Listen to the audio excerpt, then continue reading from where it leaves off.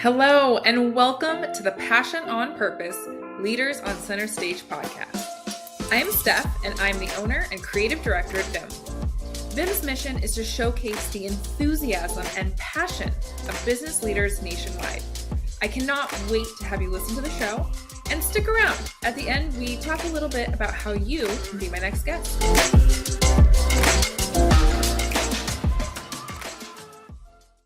All right, we are back with another episode of the Passion on Purpose Leaders on Center Stage podcast. Today's leader is Michael Chu. He is the owner and founder of Champion Development. And of course, as always, we are going to literally dive right on in with my hard-hitting question. Are you ready, Michael? I'm hard-hitting question? I guess so, but I'm ready to go. Yeah, I didn't warn you that off air, huh? No, you didn't. I think you're going to have this one in the bag, but what is your why? So, yeah, interesting, hard-hitting question right off the bat. So, told you. Yeah, no, I love the question.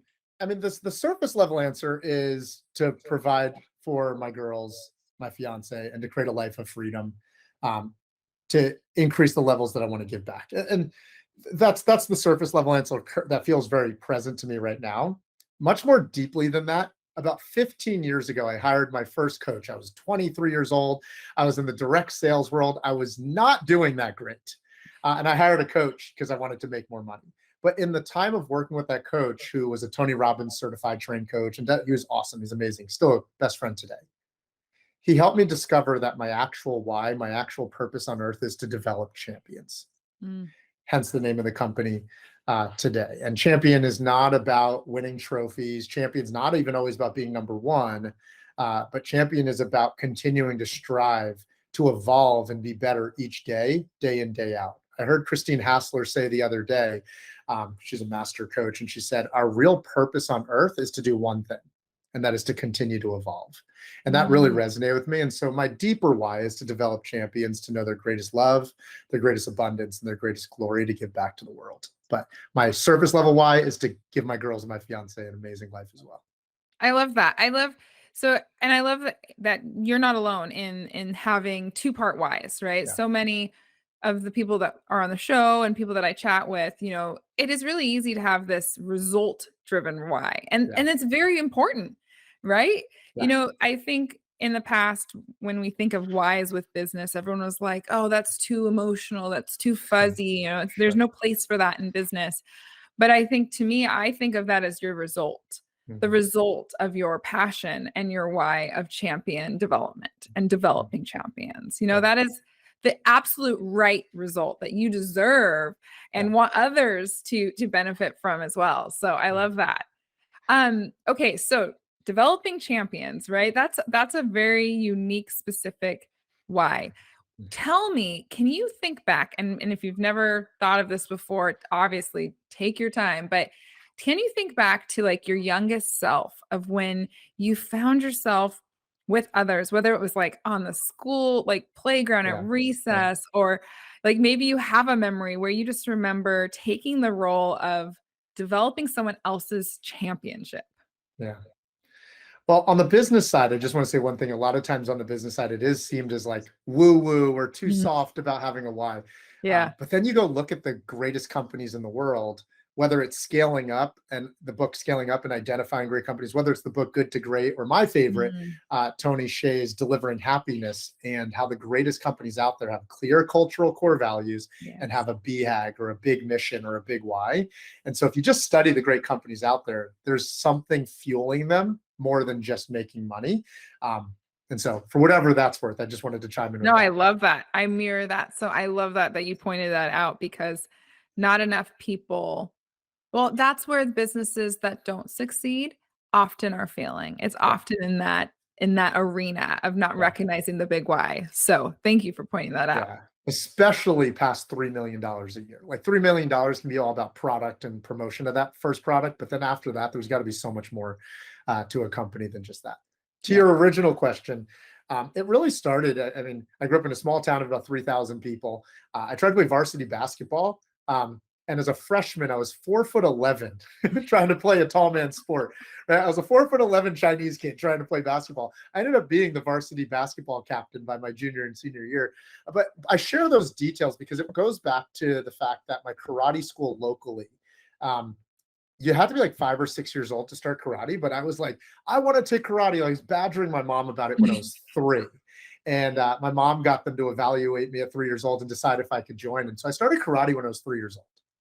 I went on to win a dozen national championships. Wow. And in the process of doing so, I felt like I got some of the best development and coaching that one could get out there, because martial arts karate is as individual of a sport as you can get, other than maybe golf, tennis, stuff like that.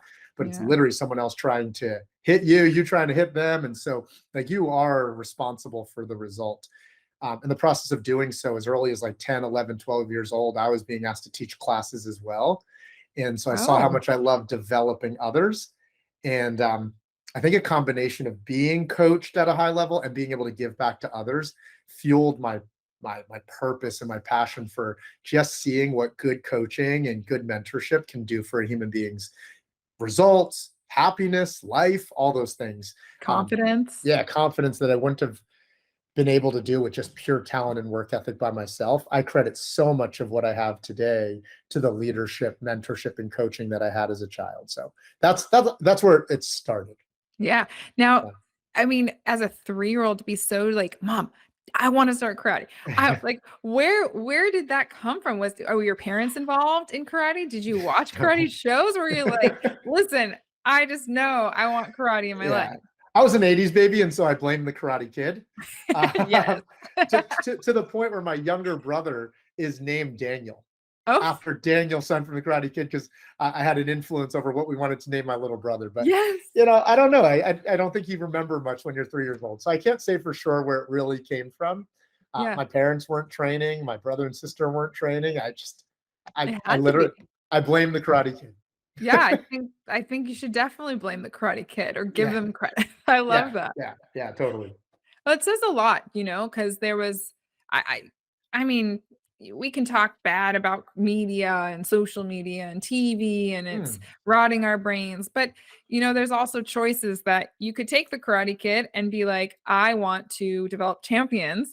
Or you could watch the Karate Kid and be like, I want to beat up the kids at school. You know what I mean? So there's something super deep and innate in you, whether you recognize it. I mean, you clearly do because of the passion that you have and what you've gone forward to do. But the thing I'm starting to notice, the more trends that I'm seeing as I'm having these conversations with passionate business owners, is that there is this innate introspection and recognition, even before you could verbalize this recognition of a deeper purpose and a deeper passion. And it's been a really fun journey to kind of explore these early moments with my guests. I love that story. So, okay, you had mentioned then fast forward from 3. Okay, so fast forward, now we're 23. You're in your, early sales, maybe first sales journey or sales position. And you once again had the introspection and innate thought that I need a coach. That is okay. Maybe today in 2022, a little more normal because the everybody has a coach. The coaching world is blossomed, which I love. But 15 years ago, to give yourself some awesome credit of being in tune with this is something I need. Where did that come from, and how did you seek out someone from the Tony Robbins team? Because what a high one to seek out. Oh, it's a good question because, transparently, growing up as an oldest son of an Asian family, kind of frugal and cheap, every time it's time to invest in myself, even especially at that age, it was always very uncomfortable. And so I don't want to paint the picture that it just came so natural, I'm just going to go hire a coach. There was tons of resistance to the idea of it. I think it was rooted in a couple things, and I've never been asked the question. So this is my first draft answer, and I reserve the right to come back and edit it on a second episode or something like that. But I think number one, it was this burning desire to be great. I experienced winning through my teenage years through martial arts and stuff like that. And so I think I had this burning desire to win, to be great, and not wait on my life. Yeah. I always say that this was wired into my DNA. There's no scientific backing of this being true, but I had something called Kawasaki syndrome when I was a kid. And in the 80s, they didn't know the cure for it. It's a super curable thing now, but the doctors told my parents I wasn't going to survive, and I was 6 months Oh, old. wow. My mom was like sleeping in an infant incubator with me for months. I lived at the hospital. Oh, wow. Um, there's no scientific evidence for what I'm about to say, but I've always said that I think put into my DNA, or put into my cells is the better way to say it, at a young age, that life is short. Mm-hmm. I experience greatness, but I also think I have this proper balance of like, we only get one shot. And so Yeah. when I'm not seeing the results that I want, I don't think to myself, I have to just figure it out all on my own. I Yeah. saw in karate having a great coach. My mom's a teacher. My aunts are all teachers. So I grew up around the power of great teachers and stuff like that. Um, and so I think that's what it was more deeply rooted in. Life is short. I want to be great. What is the one true fast track? What's the one true shortcut to expediting success? And the only one I know of right now is modeling the success of those who have already been there, is like the one true shortcut to success. And so while I'd never been asked the question and I didn't get to pre-prepare that answer, I feel good about that answer. Yeah. Now that I get a chance to talk it out loud and think it through. I love that. And Yeah. wow, what a amazing thing to be told. Like, at what age were you, what was that story shared about, your first 6+ months in the world, and how rocky it was or Yeah. felt for your mom? As long as I've been alive and I can remember stories, that part of my upbringing is a part of my story, a part of who I am. And so that's why I've always kind of included that whenever types of questions like this come up. Yeah. It just feels true to me, Yeah. whether it's true or not. No, I That's mean, something like that is right on. life is short is absolutely true. And the fact that you were gifted Yeah, the chance to see that opportunity so firsthand and see the emotion that your mom probably feels when she shares the story now. yeah, yeah, Yeah, I've got to imagine as a father, you also, that's a wave of hit of yeah, like, wow, yeah, and that desire to be great. I love that you, through even that young 3-year-old karate kid, yeah. was able to recognize that I'm here to be great, but look at my predecessor who is great. Mm, Look at the other people in this class who are a couple years older than me and how great they are. And instead of seeing them as competition or yeah, as I just need to be better than them because that's how great I want to be, you recognize the power in mentorship mm, and as seeking higher because that'll get you higher. yeah, How has that element kind of bled into your career with your career in business as champion development? Like, yeah. tell me a little bit about that. John Maxwell is one of my favorite people to study. Mm, One of the greatest leadership coaches out there. And he talks all the time about how personal growth is not a destination journey, it is a mhm, lifetime journey. We're going back to the Christine Hassler quote I said at the start here, that our purpose on earth as human beings is to continue to evolve.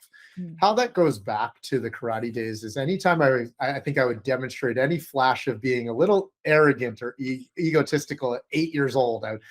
There's pictures of me at like 3 foot tall, but I had like a 6 foot trophy and all this type of stuff. My instructor, and it's still one of the greatest lessons today, my instructor would come up to me and put their hand on my heart mm, and say, it's not about the external trophy. Winning or losing and why you continue to compete is what happens in here. And what they were always referring to is who you continue to become along the way. It's about continuing to better your best. And that is mhm, that's trickled in, flooded in to how I approach business for sure. And if you think about karate, but really any sport of all sports, anybody who is excellent at any craft, they practice the same damn craft over and over and over again. And Maxwell has something called the law of process. And he says that success happens daily, but not in a day. Success happens daily, but not in a day. And so, business is a game. And I've treated business the same way. It's a skill set that I want to continue to get better at every day and just trust in the process of what's going to happen over a decade, 2 decades, three mhm. decades as the business unfolds. And so that's how karate and martial arts. And then I played basketball and played other sports as well. And I kind of took the same approach. Like I'd be out shooting free throws in the New Jersey winter, and take 100 free throws until I made 90 straight, or 90 out of 100, or whatever the number was I was focused on. And Yeah. so the process of getting better every day and then trusting the time horizon over a longer period of time is where that all really where all that really started for me. I'm sitting here thinking how much I admire your ability to quote really phenomenal coaches and leaders. And I have a quote on the tip of my tongue that I want to share, and I'm like embarrassed because I can't remember who I heard this from, but there was Sure. it was someone that I had heard through a great guest of ours, and they were sharing about peak performance and high performance. And the quote was that the successful entrepreneurs, the successful athletes, don't get tired of the bored tasks. The boring. Yeah. They don't fail, or they don't chase the shiny objects when things get boring. Yeah. They stick to the boring daily tasks because they recognize that while they might become mundane or boring, it is the repetition of doing them every single day that leads to greatness. I'm going to make it a challenge for myself to be like Michael Chu. Find more, like, remember the authors of these great quotes, because I truly admire your ability to do that. I've heard that from other people before, so I appreciate that. It's good. The quote you're talking about, or all different quotes you're referring to, though, as far as like billionaires just continue to do the boring work better than others, as an example, is so true. It doesn't matter what craft or sport or business we're playing. That feels so true to me. I mean, even recently, my business got awarded Inc. 5000's. Yes, I wanted to talk company. about that. Yeah, number 548. Now, why I'm bringing that up, though, is we had a really challenging start to this year after all that growth last year. And I got away from the exact lesson you're talking about. We expanded so quickly, right, to multiple millions, that I found myself wanting to do this strategy. We could do this now. We could do this now. And I caught my company in the middle of the year, and I said, we've lost our way a little bit. Yeah. And I'm like, I'm not having as much fun in the business. We're not growing to the tune that we thought we were going to. And I know a lot of entrepreneurs only want to talk about how they're always growing. I love sharing stories about, like, we went through a 6-month window where it felt like we were not growing. I was losing fun in the business. But you know what got me back to freaking loving my business again? The basics. Yep. Right? Who I serve, how much I love serving them, the problem that we get to help them solve, the wins. I got off self and back on purpose. And then I got back to the basics of, like, what built the foundation of this business, our culture, our mission, the strategies.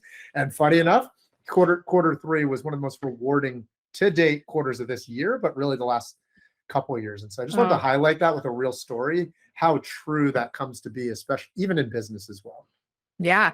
And it's great that you have that personal experience that you can share with those that you're developing, and business owners who are gonna no matter what, gonna go in this moment of saying, okay, everything we're doing, Michael's working. It's working. Okay, now I want to try this. And you can be like, okay, hold on. Let's reel it back here. Not that, I love that we also are talking about that we should, as individuals and especially as companies, we should always be evolving, right? That's something I speak about from day one with my clients, is about brand evolution. And, so it's not to take away that evolution, but it's to recognize that we need to not chase every shiny object. If most people just stuck to one strategy more consistently for a longer period of time, they'd be in better shape, happier, better relationships, make more money, whatever, right? Like, think about even using weight loss as an example, because one side of my company, we have a peak performance business within our company where we help busy entrepreneurs get in great shape, blah, blah, blah. If you just think about how often we veer our paths, and we're doing keto one summer and we're doing vegan the next, and if most of us just committed to one plan that we could see ourselves doing for a decade, instead of trying to get success in a day, most of us would have more of the things that we say we actually want. Going back to that lesson of, like, the boring work is what leads to the results and the breakthroughs that we want. Yeah, I love it. It's just that going back to the basics and consistency. Yeah. Yeah. So tell me now today with champion development, how so when did you found the company? When did you find the company?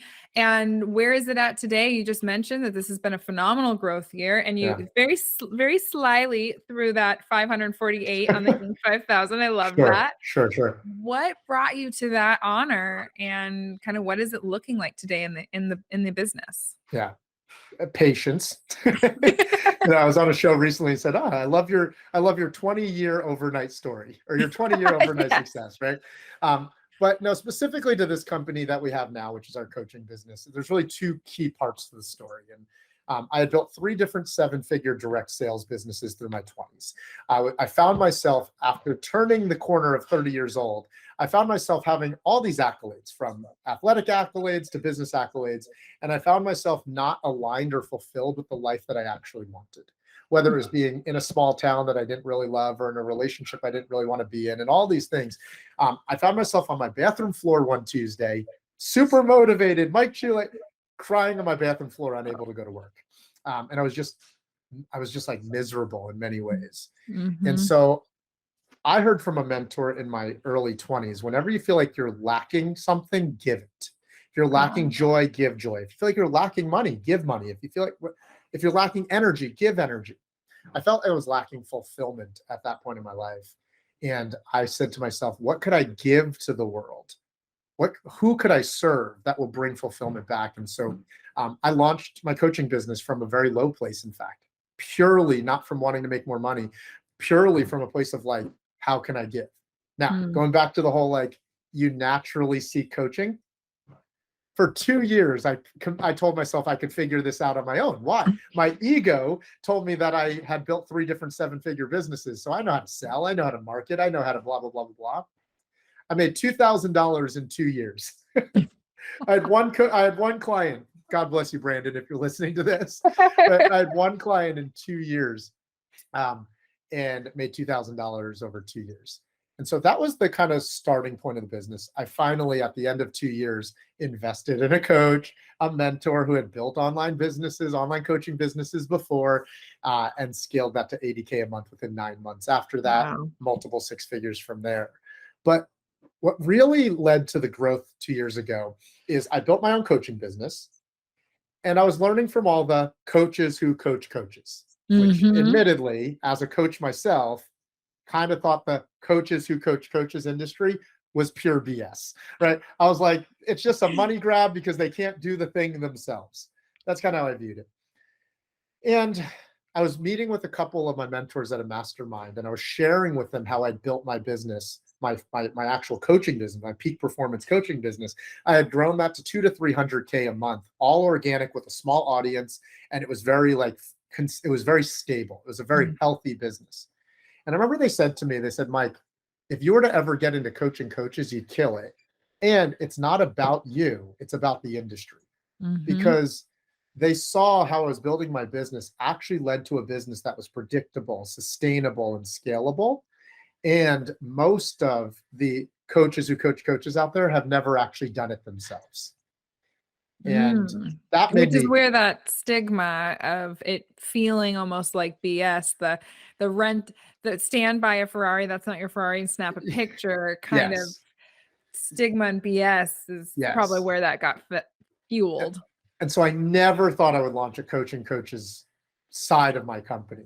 But in that moment in Beverly Hills, California, at this mastermind, those two said that to me. And I was like, you might be right. I sat on it for a little bit and I said, I believe that the true experts out there are the ones who experience imposter syndrome the most. Oh, Uh, and so I was like, validation. Thank you. yeah. And so I was like, all right, I built a 7-figure business. Am I really good enough to help others?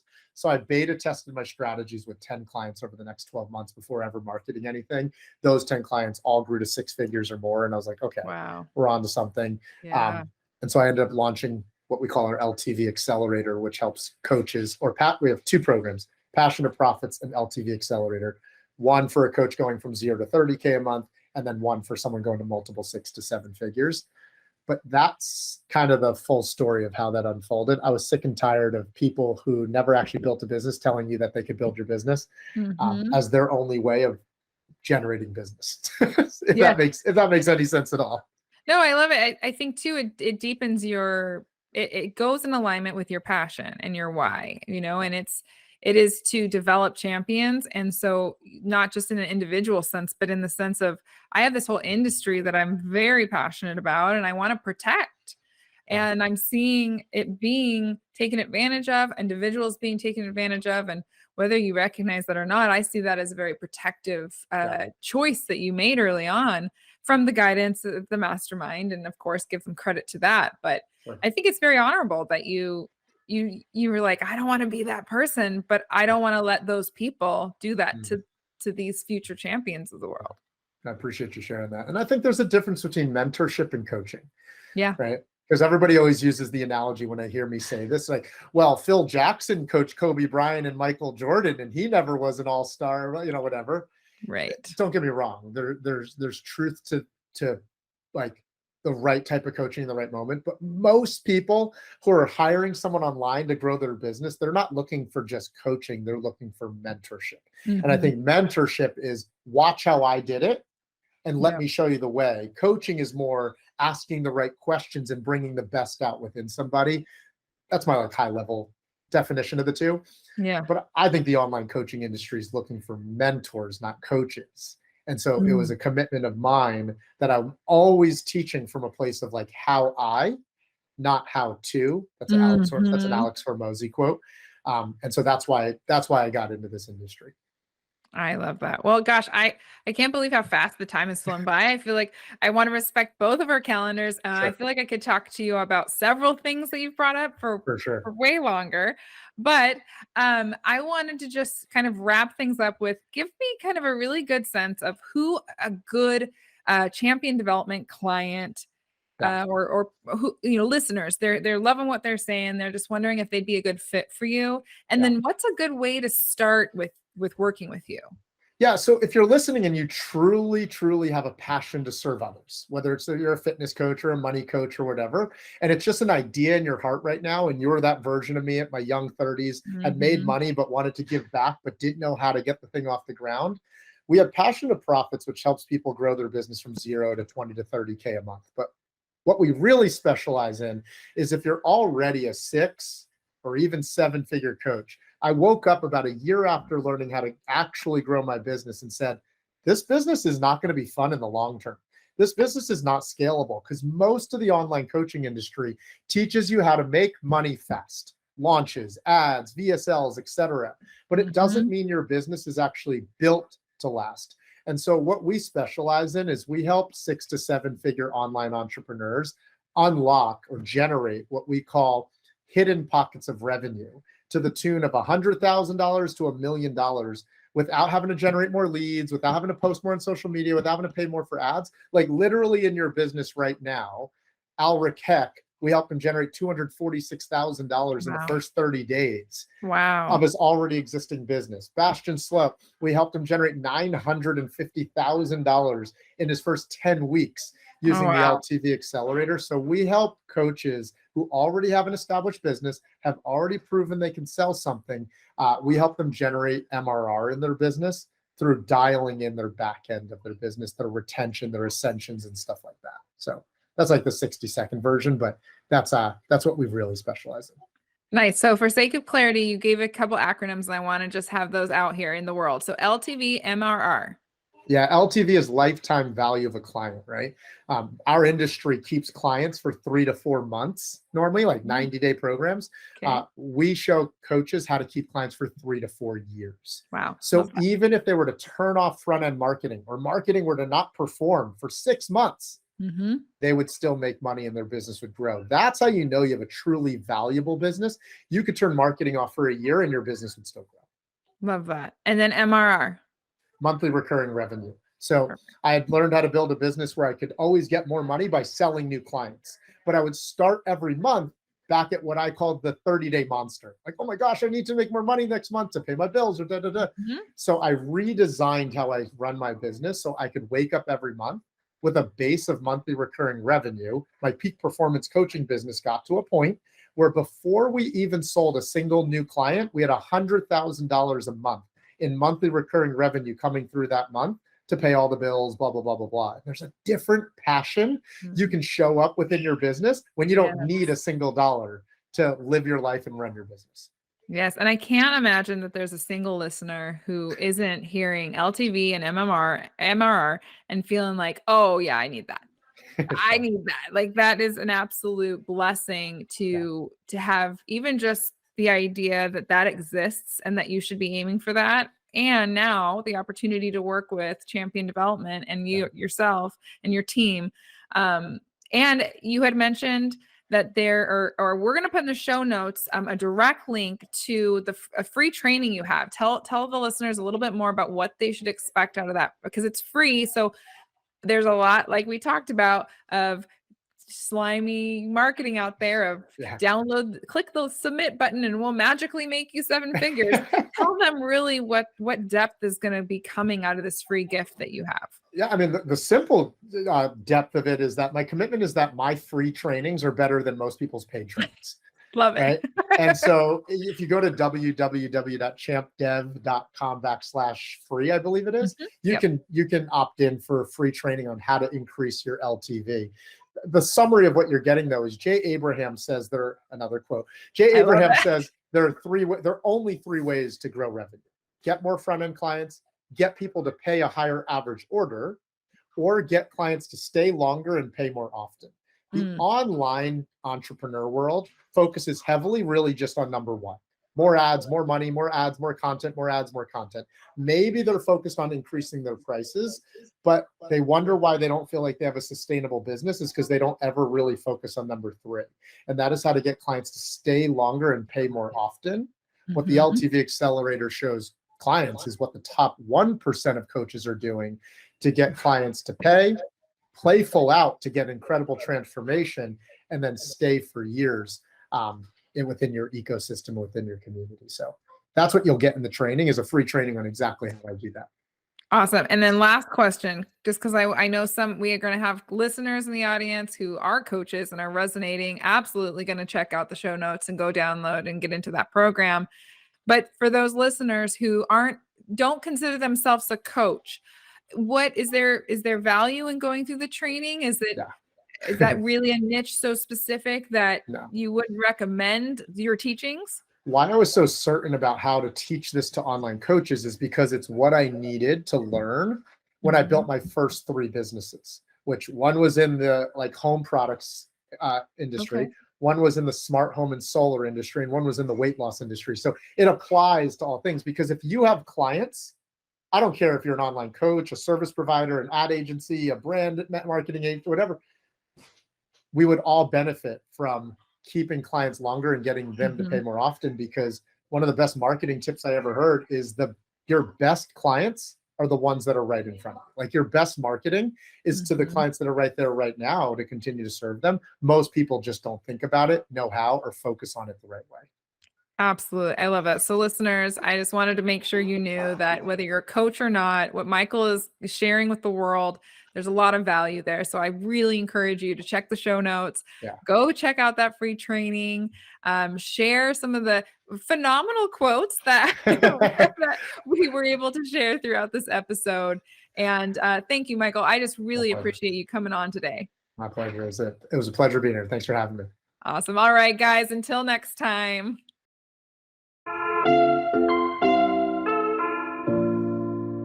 Steph here. Thank you so much for listening to the Passion on Purpose Leaders on Center Stage podcast. If you are a successful business owner and you lead your business with passion, we'd love to feature you on our show. We'd love to share with the world what makes your business great and how you have intentionally led passion throughout your business. Also, if you got any value or little tidbits from this episode, please take a minute to screenshot the episode and share it on your favorite social media platform. Be sure to tag us so we can properly thank you, and we love deepening our connection with our listeners.